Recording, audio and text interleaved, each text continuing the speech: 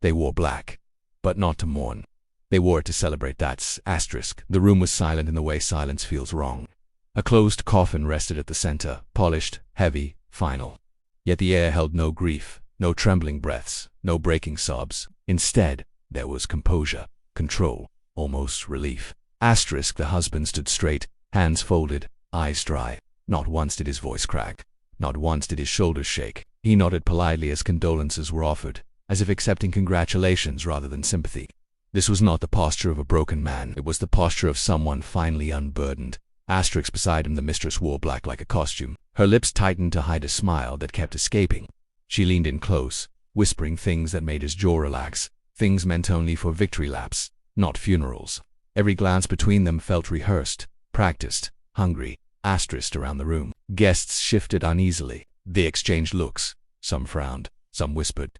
Everyone felt it, the unsettling sense that the wrong person was in the coffin, that this death was convenient, useful. Asterisk. The prayers dragged on, heavy and hollow, and just as the final words were about to be spoken, just as the lid on this story seemed ready to close forever, a single voice cut through the stillness and stopped everything. Asterisk. They said she was ordinary, the kind of woman you don't notice until she's gone. But the truth was, everything stood because of her. The business ran on her instincts. The family survived on her discipline. She was the quiet force that steadied chaos without ever demanding applause. Asterisk. She woke before everyone else. Carried burdens no one thanked her for. Signed papers that made others rich while her name stayed off the walls. In meetings, she listened more than she spoke. And when she did speak, decisions followed. Not because she raised her voice, but because she was right. Asterisk. She believed in loyalty the way some people believe in prayer. She trusted her husband because commitment meant something to her. She trusted the woman smiling beside him because betrayal never crossed her mind. That faith would become her greatest vulnerability. Asterisk. While others mistook her calm for weakness, she was observing, remembering, enduring. She noticed the late nights, the coded looks, the impatience that grew when she entered the room. Pieces didn't fit, but she told herself they would. Asterisk. Only after her absence did her power become visible. The house felt unstable, the business felt exposed. The silence she left behind spoke louder than she ever had. They underestimated how deeply she watched everything. Asterisk. And while everyone believed her story had ended, the people closest to her were already rewriting it. Asterisk. Behind closed doors, grief never existed. What replaced it was impatience, hunger, a sense of victory that grew louder the moment no one was watching. Asterisk. The affair had started quietly, stolen hours and coded messages, but it didn't stay small. Power has a way of speeding up desire. The more the wife built, the more they wanted to take. Meetings turned into touches, plans turned into promises. They didn't just want each other, they wanted everything she stood on. Asterisk. They laughed about her caution, mocked her discipline, rolled their eyes at her belief in loyalty. She's in the way, the mistress once whispered, not with anger, but boredom. The husband never disagreed. He only nodded, already imagining a future where her name no longer appeared on documents or doors. Asterisk. Black became their uniform, not for sorrow, but symbolism. It meant endings, freedom, a reset they felt entitled to. While the world saw mourning, they saw opportunity. While others bowed their heads, they raised glasses behind closed doors. Asterisk. If this moment were caught on camera, outrage would flood timelines, comment sections would burn. People would ask how cruelty learned to smile so easily. Asterisk. They mistook silence for consent, patience for weaknesses, and kindness for surrender, never realizing history remembers villains longer than heroes, especially when confidence collapses under its own weight in the end. Asterisk. They believed the hardest part was over. They believed the story had been buried with her. They believed power protected secrets forever. Asterisk. But the one thing they never planned for was the truth refusing to stay buried. Asterisk. The official story came fast, too fast for grief to catch up. A sudden illness, a collapse, no one saw coming. One moment, she was working, planning, alive, and the next she was gone, reduced to a few clipped explanations delivered without eye contact. Asterisk. There was no proper goodbye, no final conversation, no chance for questions. The body was moved quickly, paperwork signed quicker, decisions made by people who seemed strangely prepared.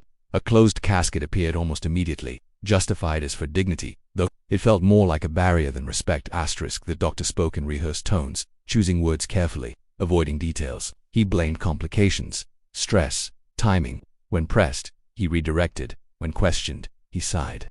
Nothing was technically wrong, yet nothing felt right either. Asterisk. Records were thin, timelines blurred. A signature was missing here, a report delayed there. The burial was scheduled with urgency, as if time itself were dangerous. Anyone who hesitated was reminded that grief should not ask questions. Asterisk whispers started quietly. Too quietly. Guests wondered why everything felt managed, controlled, sealed. Why the husband never pushed back. Why the mistress seemed informed, before anyone else. Asterisk doubt settled into the room like fog. Something about this death demanded silence. And silence, people sensed, was exactly what someone needed. Every unanswered detail tightened the knot in their stomachs. A warning that reality was about to crack wide open. Asterisk, and then the man everyone trusted most cleared his throat slowly. Asterisk, the doctor's voice didn't rise. It didn't need to. One sentence was enough to fracture the room. Asterisk, I'm sorry, but the boss is alive. Asterisk, for a heartbeat, nothing moved. Silence snapped tight like glass under pressure. Then the air exploded. Chairs scraped. Someone gasped loudly enough to echo. Phone slipped from trembling hands. Asterisk, the husband's face drained of color. His confident posture collapsed into stillness. Eyes locked forward as if blinking might confirm reality. The mistress staggered back a step, fingers tightening around her black coat, breath shallow, panic leaking through the cracks she couldn't control. Asterisk, the doctor spoke again. Slower now, choosing truth over comfort. A mistake had been caught, or rather, a lie had been interrupted. The illness never reached the point they claimed. The transfer was intentional. Protection was necessary. Silence was survival. Asterisk, she had been moved quietly, shielded from those who stood to benefit most from her disappearance. While mourners gathered, she was breathing. While prayers were whispered, she was recovering. While they celebrated endings, she was preparing for consequences. Asterisk around the room. Disbelief turned into fury. People shouted questions. Accusations collided. If this moment were clipped and posted, it would detonate across screens within minutes. Comment sections would split between shock, rage, and one shared realization. Everything they thought they knew was wrong. Asterisk's power shifted in real time, like a current changing direction, leaving some exposed and others suddenly standing taller. Realizing justice was no longer theoretical but imminent, unavoidable. And watching closely as fear finally found the right faces there today. Asterisk, the doctor, stopped talking and let the truth stand on its own weight. No more explanations were needed. The lie had shattered, and everyone could see who stood naked beneath it. Asterisk, but survival was only the beginning. Because now she was coming back. Asterisk, she returned not with tears, not with pleas, but with a presence that made the air itself hesitate. Alive, unshaken, fully aware of every betrayal, every whispered plan, every secret triumph the husband and his mistress had imagined while she was gone. She carried with her a calm that was sharper than anger, steadier than fear, and heavier than any accusation. Asterisk, her recovery had been quiet, private. In those stolen days and nights, she had learned more than she ever did while present. She had watched the patterns, noted the faces, remembered every betrayal. Every document she touched, every interaction she allowed, became a thread in a tapestry of justice she was ready to unveil. Evidence wasn't just gathered, it was curated, precise, undeniable. Asterisk, when she stepped into the room, she did not rush, she did not shout. She moved with deliberate grace, eyes scanning the faces that had smiled over her supposed death. The husband's jaw tightened. The mistress faltered in her step. Their confidence began to crumble under the weight of her quiet authority. The same silence that had once been comforting to them now screamed judgment. She didn't need to speak. To command attention, the room obeyed instinctively. Asterisk, every whispered insult, every scornful glance, every underestimation they had made was about to backfire. She was no longer invisible. She was not fragile. She was the axis on which the consequences would turn, a force they could neither intimidate nor ignore. Asterisk, and with one step forward, the celebration turned into a courtroom. Asterisk. The world outside the room caught up faster than they could react. Messages, leaks, whispers, they spread like wildfire. The husband's carefully curated image cracked first. Board members questioned decisions he had long taken for granted. Investors hesitated. Every handshake, every alliance he had relied upon now felt brittle under scrutiny. The mistress fared no better. Social media erupted in outrage at her smug triumph, now frozen in time. Screenshots, viral posts, and furious commentary turned her once proud confidence into a digital spectacle of ridicule. Friends who had nodded along with secret smiles now stepped back, uncomfortable in the glare of exposure. Asterisk, inside the room, the husband's composure shattered. He shifted nervously, searching for excuses, but the evidence was meticulous and undeniable. The documents she had left, the recordings she had gathered, and the quiet witnesses she had rallied combined into an unassailable case. Every move they thought was clever became a mark against them. Power evaporated as quickly as it had been imagined. Asterisk, their whispers of control became desperate questions. Their black clothing, once a symbol of victory, now seemed ironic, almost mocking. The more they tried to reclaim dignity, the more chaotic their unraveling became. Every lie, every act of betrayal, returned like a boomerang, landing with precision. Outside.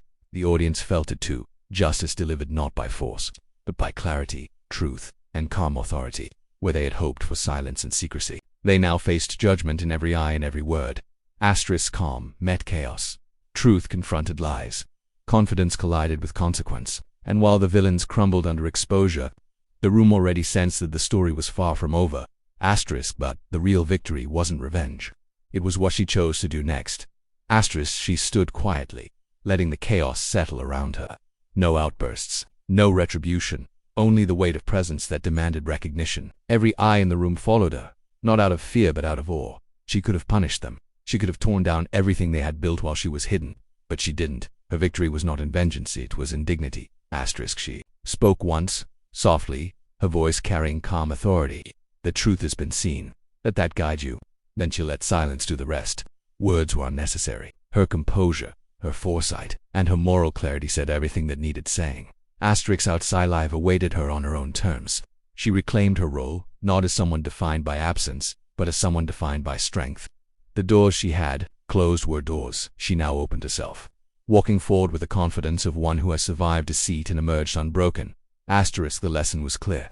Never underestimate the quiet, the steady, the patient. True power does not shout, it endures, observes, and ultimately reshapes the world with intention. For the audience. It was a reminder of resilience, justice, and where the story of betrayal had transformed into a testament of triumph. They thought her death was the end of her story. Turns out, it was the chapter where she finally took control.